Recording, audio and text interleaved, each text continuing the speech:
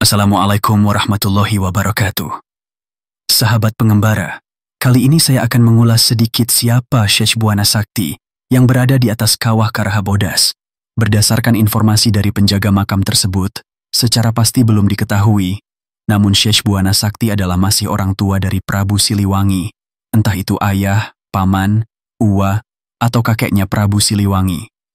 Nah, di tempat ini terdapat dua makam, yaitu makam Syekh Buana Sakti dan makam istri beliau Nyai Siti. Konon di puncak bukit di atas makam beliau ini dulunya terdapat pesantren, namun karena sudah ratusan tahun, maka sudah tidak terlihat lagi bekas-bekasnya. Lokasi makam ini tidak jauh dari jalan. Bila dari arah Kadipaten menuju Kawah Karaha, setelah sampai di pintu masuk Kawah Karaha, kita jangan masuk ke Kawah Karaha Bodas, tapi terus maju naik lagi ke atas. Tidak jauh dari situ, ada papan nama makam keramat. Dan di sana ada juga warung jajanan persis di bawah makam pinggir jalan. Nah, makam tersebut berada di atas gunung yang di dekatnya terdapat pohon kiara besar yang sudah ratusan tahun. Bagi para peziarah yang hendak berdoa atau bertawasul hendaknya berwudu terlebih dahulu sebelum ke lokasi makam, karena di sekitaran makam belum ada fasilitas wudu atau MCK.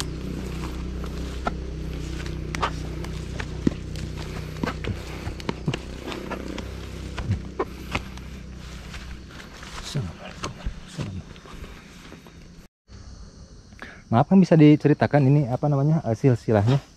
Kalau menurut konon cerita masyarakat kan, jadi beliau ini saudara dari bapak dari Prabu Siliwangi.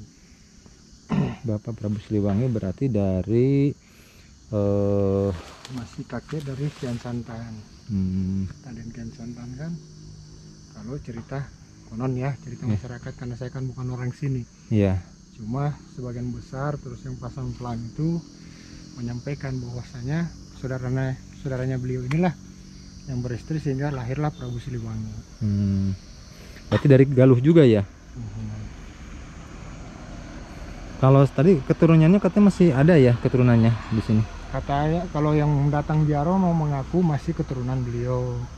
Terus kemarin juga orang dari Pamijahan sudah sumpin ke sini kan. Ini udah lama dia cari makamnya baru ketahuan. Padahal katanya sering lewat. Ini yang awal, ini udah lama dibukanya? Udah lama kan? Udah lama? Udah lama. Oh, udah berapa tahun kira-kira? Soalnya waktu dulu saya kesini belum ada pelang sih dulu kan. Udah kan, cuma terkelindung. Ini papan pelangnya masih sudah lumayan lama. Terus ini mah sudah lama. Cuma papan pelang itu namanya baru ditelusuri kan kemarin, mungkin datang dari siapa, mungkin dari tidurnya kan, dari mimpinya, sehingga papan pelangnya dipasang. Kalau maaf ini kan kalau misalkan kata apa namanya sebagian sejarah Prabu Siliwangi kan belum muslim ya, tapi sebagian juga udah ada yang menyebutkan muslim dari berbagai sumber. Nah, kalau beliau ini muslim atau belum? Kalau ini mah kan cerita konon-kononnya lawalam bisa banyak. Yeah. Kalau yang namanya dulu kan, tapi kembali kita lihat dengan namanya Syekh Buana Sakti, nama Islamnya kan, berarti dia sudah dimuslimkan. Iya, makanya iya kan kalau dibilang namanya kan memang Syekh Buana Sakti. Kalau lihat Syekh berarti kan muslim, guru gitu kan. Kalau Buana memang berarti kan masih nama gelaran. Iya, jadi masih kayak apa namanya Prabu Lingga Buana gitu kan. Nah, kalau ayahnya Prabu Siliwangi kan apa namanya Prabu Lingga Buana kan ya. Nah, sedangkan di sini mah ini juga yang sementara lahu alam bisabab kan. Kemarin pun ini yang kemarin yang ngomong orang Padepokan semua. Bang, sementara kita telusuri karena ada dulu makam di Cilingga. Kan ada Cilingga. Cilingga mana? Udah disebut Cilingga di situ. Oh, di sini dekat. Oh, situ Cilingga. Nah, dulunya katanya di situ di Amparan itu ada satu makam. Nah, menurut konon cerita dari beliau, katanya menurutnya sih, apakah orang tuanya beliau ataupun gimana? Nah, kalau dari berbagai, kadang kan beda tempat, beda nama, kadang beda cerita, tapi apa mirip ceritanya mirip, cuman beda nama gitu kan, beda sejarahnya. Kayak kalau Prabu Siliwangi kan nama kecilnya Prabu Niskala Wastu Kencana kan ya. Terus ayahnya Prabu Linggabuana yang gugur di Bubat, yang kejebak sama Gajah Mada gitu kan. Menurut sebagian cerita seperti itu gitu kan. Memang beliau belum belum dikatakan masuk Islam gitu kan. Nah, tapi barangkali beda tempat, beda persepsi. Gitu kan. Tapi kalau bagi saya makanya begini, yang namanya sejarah artinya tidak usah diperdebatkan, artinya saling menerima. Ya. Dan saling lah, misalnya persepsi A seperti ini, persepsi B seperti ini, mereka kan saling memegang keteguhan dari orang-orang tua mereka bahwa saya jalan cerita seperti ini loh. Kalau saya sih bukan memberdebatkan, justru dari beberapa tempat itu disimpulkan berbeda-beda kan. Kayak yang di Panjalu ya. Kalau dari segi cerita kan hampir sama, kan nggak ada ya Prabu atau Satria dari Sunda yang masuk Islam oleh Kanjeng Sayyidina Ali kecuali Kian Santang. Nah, tapi kalau misalkan lihat kita pergi ke Panjalu, Sang Hyang Meros Ngora masuk Islam, ceritanya sama seperti itu. Kita pergi ke Sunan Rahmat, ceritanya sama seperti itu. Pergi ke Sukabumi, ceritanya sama gitu kan. Nah, berarti gitu kan bisa disimpulkan kalau Syekh Sunan Rahmat Syekh Abdul Iman juga Prabu Meros Ngora gitu kan. Itu kan cerita sama, kemungkinan dekat Kian Santang juga kan. Nah, terus ayahnya kan yang di makamnya yang di Cipanjalu, Prabu Sang Hyang Cakradewa, beliau kan udah muslim juga gitu kan. Gitu kan. Jadi kalau memang digabung-gabungkan ini kadang memang jadi bingung gitu kan. Cuman dari satu tempat ke satu tempat, makanya tadi saya nanya ini udah muslim atau belum gitu. Jadi versi sini gimana, versi tempat lain gitu gimana, tetap di punya sejarah masing-masing. Kalau dengar cerita-cerita konong-konongnya Kangnya lawalam bisa bab. Iya, kita kan cuma dengar dari orang ke orang ya. Dulunya beliau katanya menurut orang yang melihat dari beberapa dunia kan. Katanya dulu di sini ada pondok pesantren beliau. Oh, gini.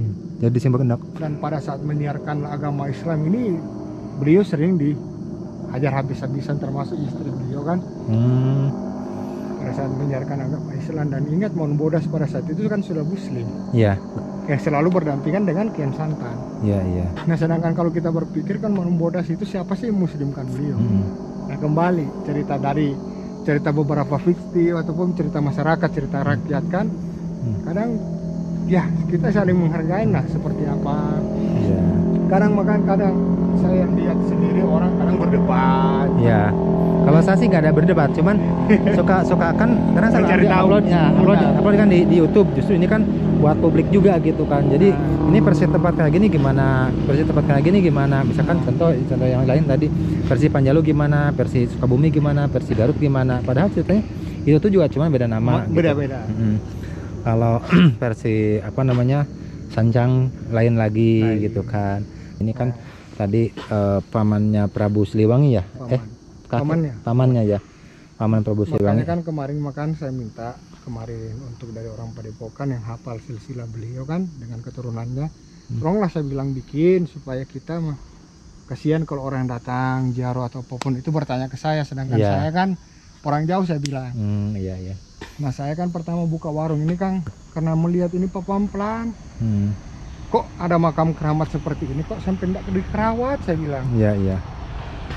Alhamdulillah, makanya artinya mas sekarang kan. Iya. Kasihan orang kan sudah rame lah ke sini.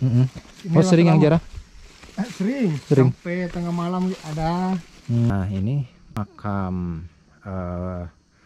Syekh Buana Sakti yang sebagian cerita konon katanya beliau adalah paman dari Prabu Siliwangi. Dari segi nama emang ada miripnya Syekh Buana Sakti sama Prabu Linggabuana gitu kan. Nah, disinilah makamnya, dan dulu di sini terdapat pesantren gitu kan. Berarti beliau adalah penyebar agama Islam juga.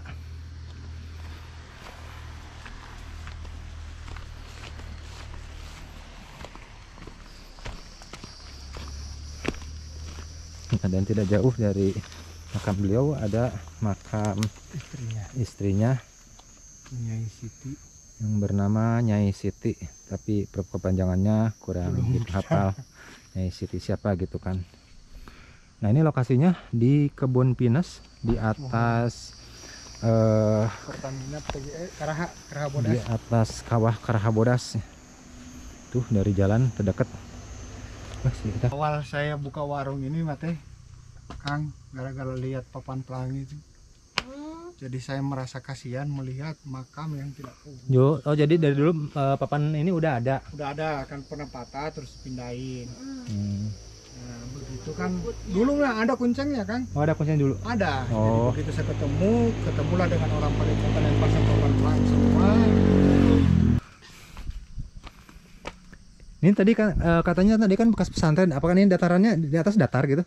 Kalau dilihat makan ini kan rada datar di atas. Menurut cerita masyarakat dulunya mau mereka menyiarkan agama Islam semacam adalah pendopo-pendopo beliau. Kalau sekarang kayak batu-batunya gitu barangkali masih ada, enggak? Kalau batu-batunya mah Kang bekas-bekasnya mah sudah. Oh sudah nggak ada. Sudah ketimbun lah. Oh iya. Mana namanya sudah ratusan tahun. Bu itu kampung apa namanya Bu? Kampung Ciselang, Ciselang, desa. Desa Desa Kadipaten. Kadipaten. Ini juga suka ada yang jaroh. Ya kalau orang dari sini mungkin kadang-kadang Ada. ada. Oh. Ya orang-orang dekat-dekat gitu kan. Iya, Kadang kan sudah sebagian orang dekat nggak tahu, justru ketahuinya sama orang jauh gitu kan. iya. Tapi orang di sini, orang sini juga ada ya. Ada, pada tahu. Oh. Mungkin kalau ada yang tengah malam gitu datangnya. Hmm.